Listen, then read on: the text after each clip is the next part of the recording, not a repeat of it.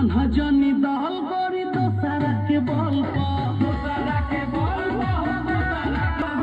हई पासवान टांगले हौलाई फल